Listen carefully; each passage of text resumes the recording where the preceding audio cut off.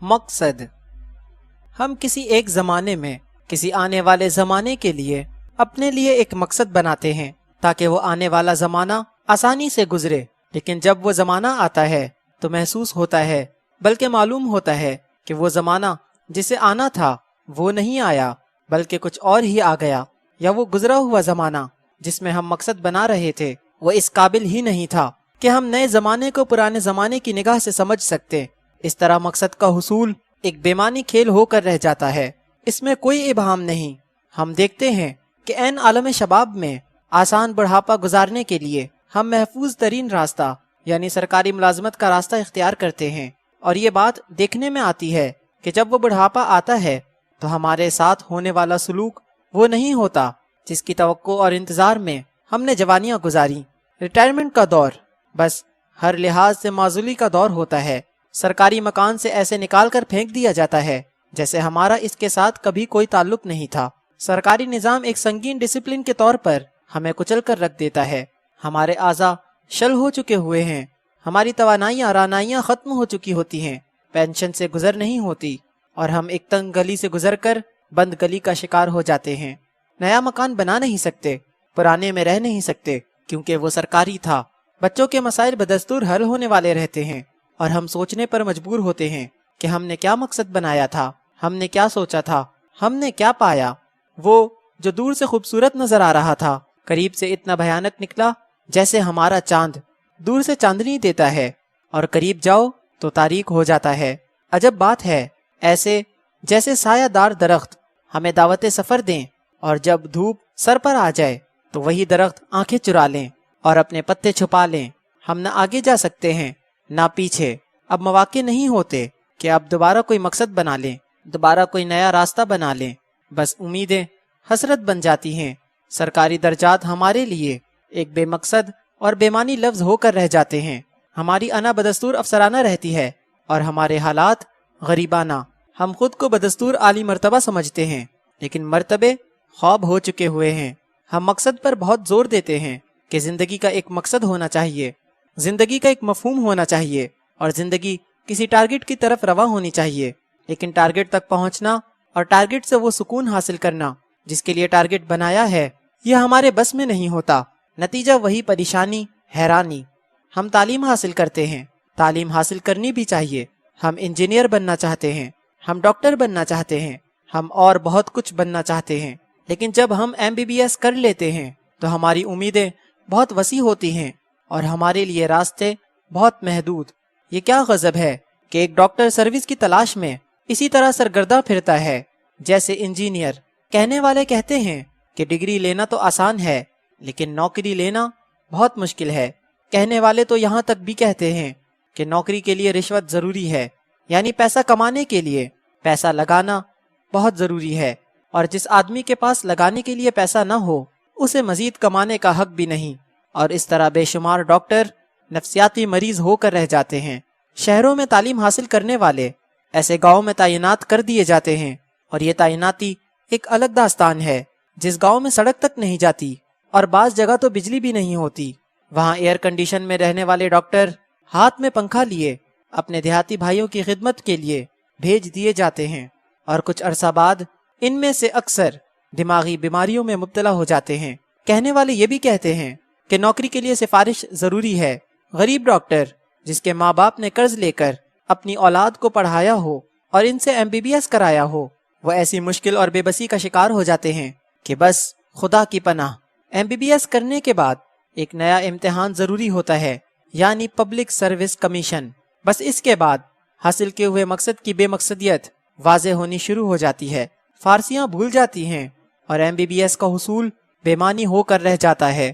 یہی نہیں، ہر پیشے میں کچھ ایسے ہی واقعات ہوتے ہیں، البتہ چند خوش قسمت یعنی خوش تعلق لوگ ایسے بھی ہیں جو کبھی ریٹائر ہی نہیں ہوتے۔ ہر بار ان بیچاروں کو کوئی نہ کوئی معقول وجہ اپنی سروس جاری رکھنے پر مجبور کر دیتی ہے، اور ان کے لیے صرف حال ہی مستقبل کا زمانہ بن جاتا ہے۔ وہ کبھی ریٹائر نہیں ہوتے، بس اللہ کی مرضی۔ دراصل مقصد بنانا اپنی آزادی کا ایک اعلان ہے کہ ہم جو چاہیں بن سکتے ہیں، جو چاہے کر سکتے ہیں، ہم آزاد ہیں، جو چاہے راستہ اختیار کر سکتے ہیں، لیکن راستہ بنانے والوں نے راستے ہی کچھ اس طرح سے بنا رکھے ہوتے ہیں کہ وہ آزاد راستے پابند منزل تک ہی پہنچتے ہیں۔ انسان کی آزادی صرف انسان کا اپنا احساس ہے، خوش فہمی ہے یا غلط فہمی۔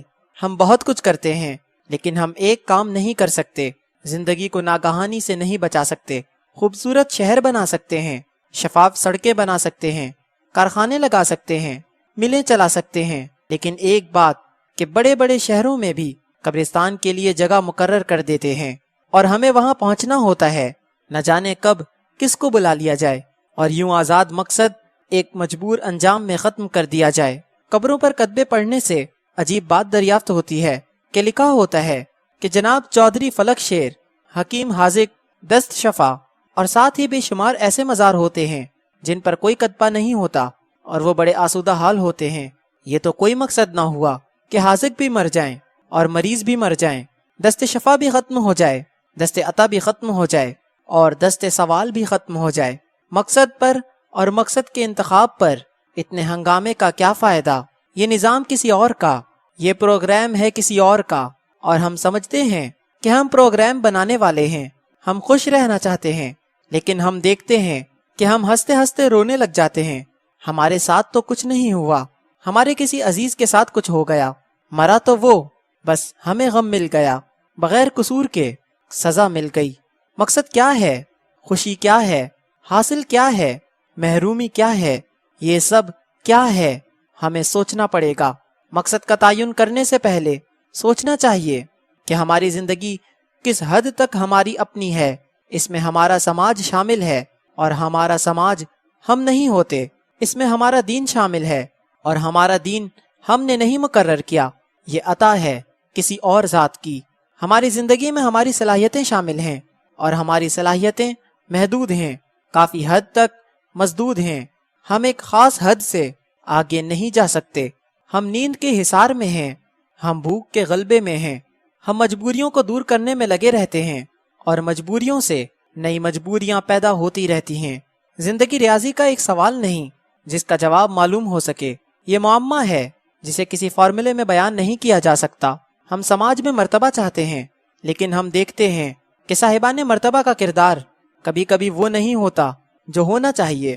سیاست کا میدان ایک مختلف نوعیت کا ہوتا ہے، تعلیم کی دنیا ایک الگ مزاج کی دنیا ہے، کاروبار کا انداز کسی اور عمل کا متقاضی ہے۔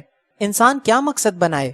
جب ہم مقصد تک پہنچتے ہیں اور ہمیں وہ نتیجہ نہیں ملتا جو دور سے نظر آ رہا تھا تو ہم پریشان ہو جاتے ہیں۔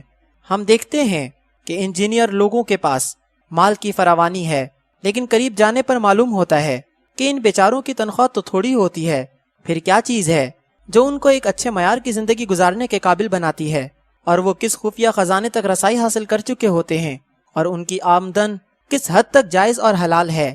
کچھ لوگ تو کہتے ہیں کہ یہ رشوت لیتے ہیں، اور کچھ لوگ یہ بات ماننے کے لیے تیار نہیں کہ انجینئر قسم کے لوگ رشوت لیتے ہیں۔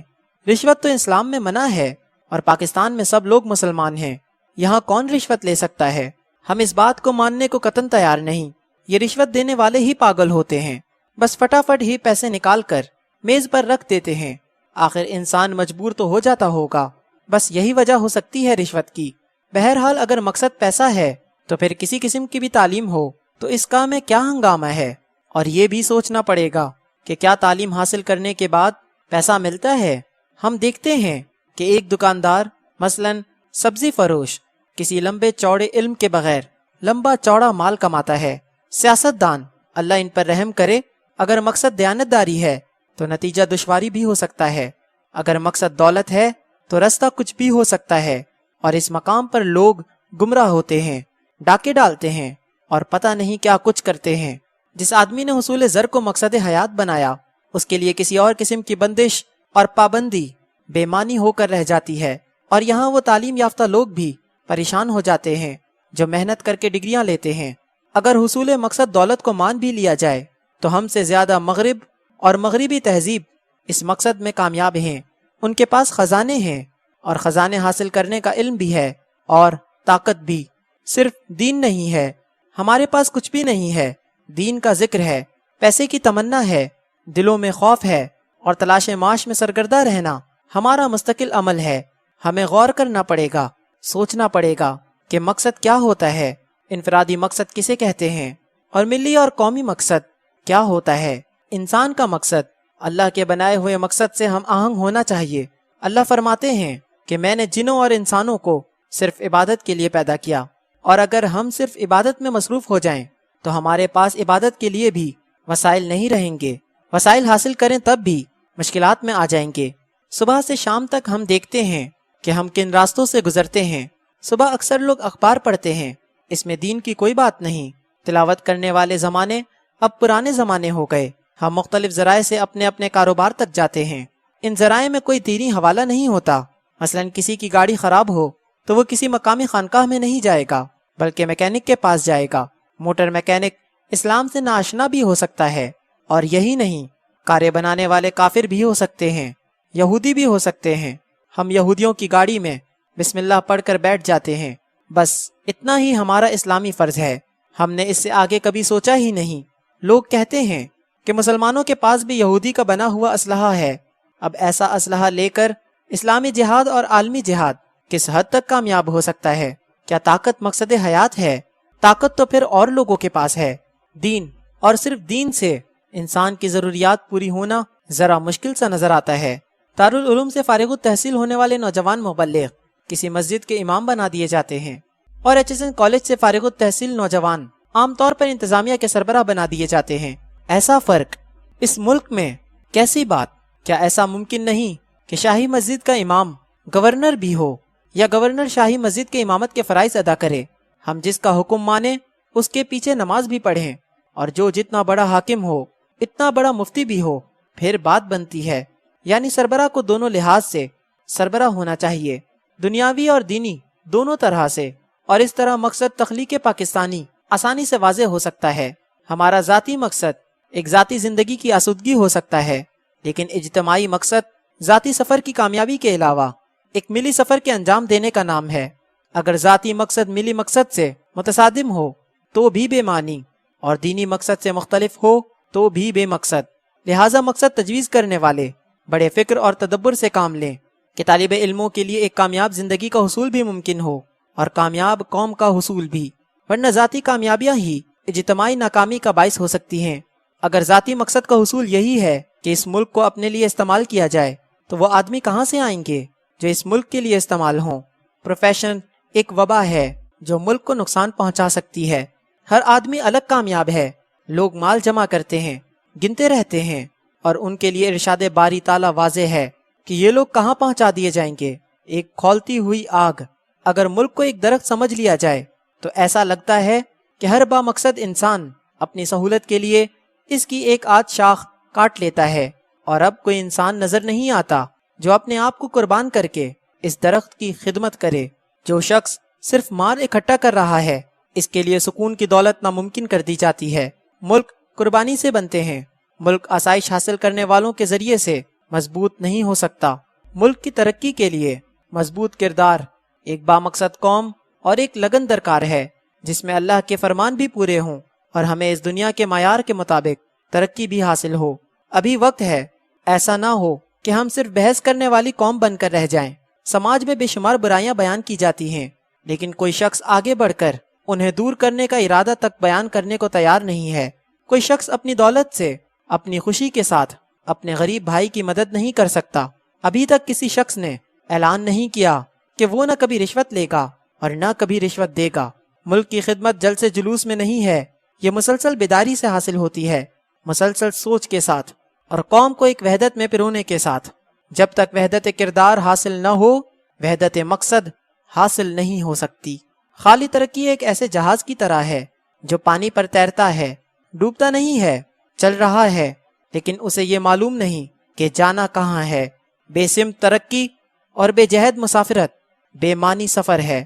مقصد کا انتخاب کرتے وقت صرف یہی نہیں دیکھنا کہ ہم پیسہ کیسے بنائیں گے، بلکہ یہ بھی سوچنا چاہیے کہ ہم اس ملک کی کیسے خدمت کر سکتے ہیں، اور اس چند روزہ زندگی میں اپنے ملک کو کس طرح خوش رکھ سکتے ہیں۔